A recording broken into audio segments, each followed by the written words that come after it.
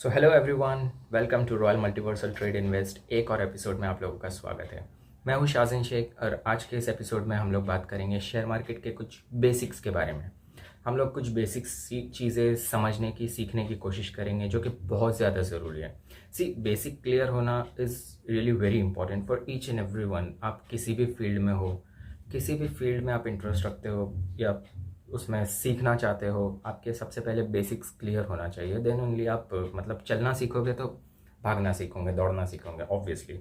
सो हम ऐसे ही stock market से रिलेटेड कुछ बेसिक सी चीज़ें समझने की कोशिश करेंगे, कुछ आसान सी चीज़ें आसान भाषा में, सरल भाषा में समझने की कोशिश करेंगे कि स्टॉक मार्केट होता क्या है एंड ट्रेडिंग एंड इन्वेस्टमेंट के वक्त हमें क्या क्या, किन बातों का ध्यान रखना चाहिए, क्या क्या चीज़ें याद रखनी चाहिए। तो ये सारी चीज़ें हम समझेंगे। वैसे भी जो नए होते हैं, फ्रेशर्स होते हैं, बिगिनर होते हैं, जो स्टार्ट करना चाहते हैं ट्रेडिंग एंड इन्वेस्टमेंट, तो उनके लिए बहुत ज़रूरी है ये सारी बातों को याद रखना। तो चलिए शुरू करते हैं।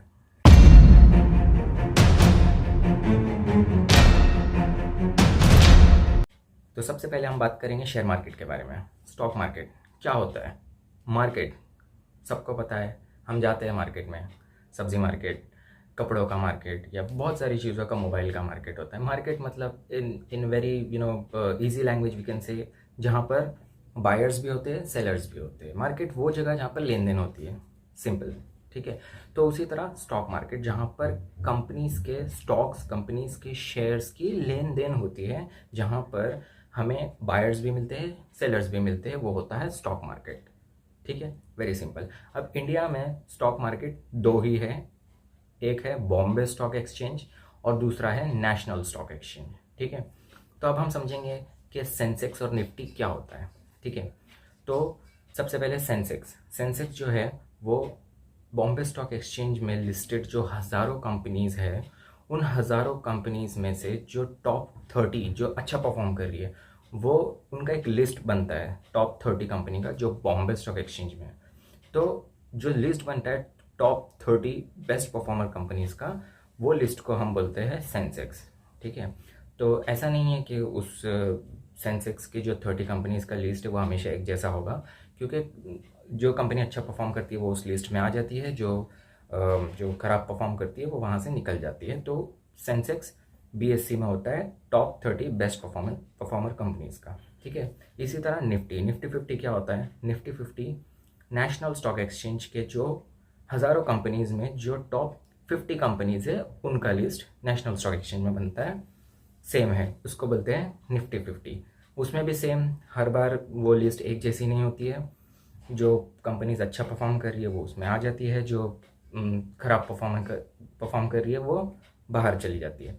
तो निफ्टी 50 नेशनल स्टॉक एक्सचेंज में और सेंसेक्स बॉम्बे स्टॉक एक्सचेंज में।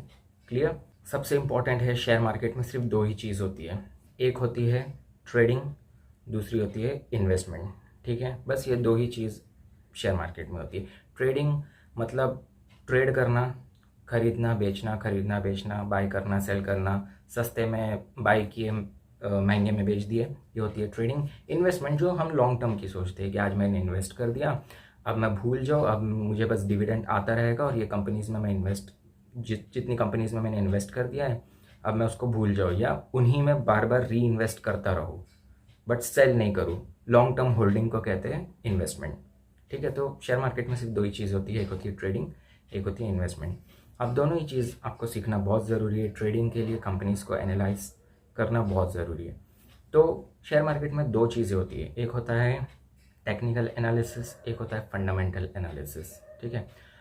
फंडामेंटल एनालिसिस थोड़ा डिफ़िकल्ट है, उसमें बहुत कुछ समझना पड़ता है कंपनी के बारे में, कंपनी क्या करती है, इसकी कैटेगरी क्या है, प्रॉफिट कितना दे रही है, पिछले कई साल के इसके प्रॉफिट स्टेटमेंट्स क्या है, प्रॉफिट मेकिंग कंपनी है नहीं है, क्वार्टरली कितना प्रॉफिट दे रही है, profit before tax, after tax, and dividend बराबर पे कर रही है या नहीं, इसकी प्रोमोटर होल्डिंग्स कितनी है, मतलब बहुत सारी चीज़ें, बैलेंस शीट, कितना एसेट है कंपनी पे, कितनी कंपनी की लाइबिलिटीज़ है, कितना कंपनी पर डेप है, और कितना कंपनी का मार्केट कैपिटल है। There are lot of things in comes into this fundamental analysis. But technical analysis बहुत सिंपल है। आप टेक्निकल एनालिसिस सीख लीजिए, बहुत काम आएगा।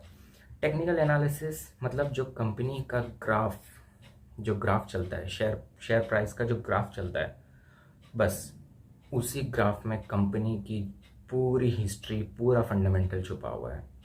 कंपनी अच्छी है, परफॉर्म अच्छा कर रही है, प्रॉफिट दे रही है या नहीं दे रही है, लॉस मेकिंग कंपनी है, प्रॉफिट मेकिंग कंपनी है, डिविडेंड दे रही है, मैनेजमेंट में क्या अच्छा है क्या बुरा है, जैसा भी है इंटरनल चीज़ें, सारा कुछ ग्राफ में आपको दिख जाएगा।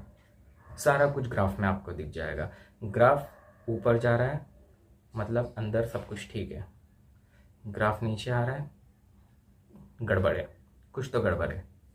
तो बहुत सिंपल है, ग्राफ देख लो। ग्राफ देखना एक बार सीख गए, आसान चीज़ें बच्चा भी समझ जाएगा। ग्राफ अगर ऊपर जा रहा है मतलब कंपनी में अंदर सब कुछ ठीक चल रहा है, कंपनी प्रॉफिट मेकिंग है, डिविडेंड दे रही है, अंदर एम्प्लॉयज़ सारे खुश हैं, सब कुछ अच्छा है, क्यों इसीलिए तो शेयर प्राइस ऊपर जा रहा है ना।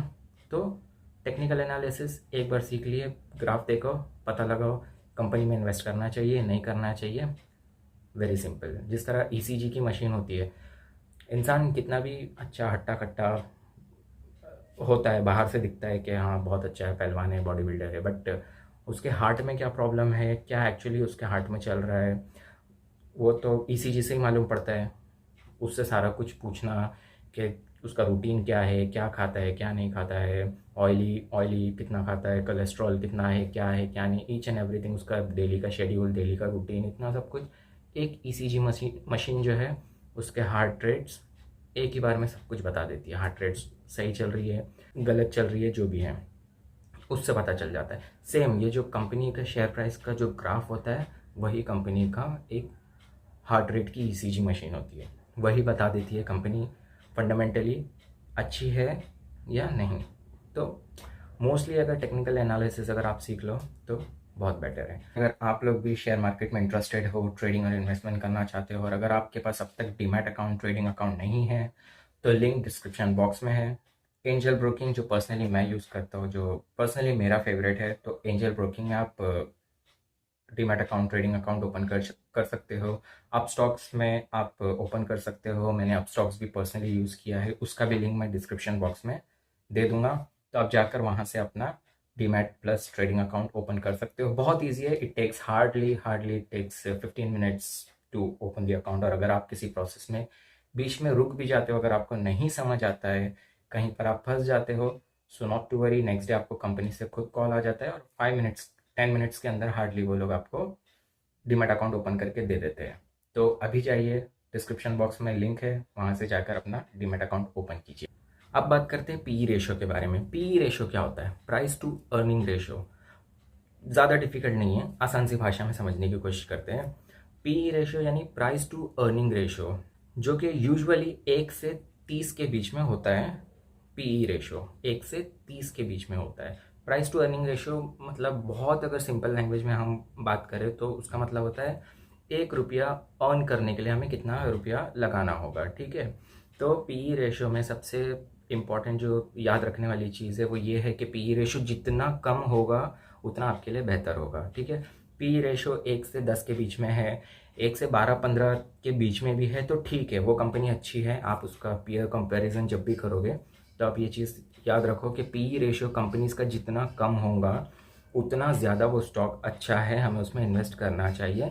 पीई रेशो जितना हाई होता है उतना हम कह सकते हैं कि मतलब हमें ज़्यादा पैसा देना पड़ रहा है 1 रुपया कमाने के लिए, मतलब कम से कम अर्निंग के लिए हमें ज़्यादा से ज़्यादा इन्वेस्ट करना पड़ रहा है। तो लॉजिकली अगर सोचे तो जितनी कम इन्वेस्टमेंट में हम 1 रुपया कमा रहे हैं वो अच्छा है, या जितना ज़्यादा इन्वेस्टमेंट में हम 1 रुपया कमा रहे हैं वो अच्छा है, ठीक है। तो पीई रेशो अगर 1 से 15 के बीच में है या 1 से 10-12 के बीच में है, अच्छा है, हम इन्वेस्ट कर सकते हैं। अगर 20 से ऊपर है, 20 या 25 से अगर ऊपर है, 27, 28, 29, 30 के आसपास है, या उससे ऊपर भी होता है, ऐसा नहीं कि नहीं होता, उससे ऊपर भी होता है, तो वहाँ पर इन्वेस्ट ना ही करो तो बेटर है। अगर इन्वेस्टेड भी हो तो डाइवेस्ट कर लो या फिर रुक जाओ। उसी इंडस्ट्रीज की और भी कंपनीज देखो जिसका मार्केट कैपिटल उसी कंपनी के आसपास है, उसका पीई रेशो अगर कम है तो बेटर है, हम उसमें इन्वेस्ट कर सकते हैं। तो ये होता है प्राइस टू अर्निंग रेशो। आगे हम इन सारी चीज़ों के बारे में बात करेंगे। ये वीडियो काफ़ी लंबी हो गई है इसीलिए, ठीक है, तो फिर मिलेंगे एक नए एपिसोड में, एक नए चैप्टर के साथ, एक नए टॉपिक के साथ। तब तक के लिए बाय बाय।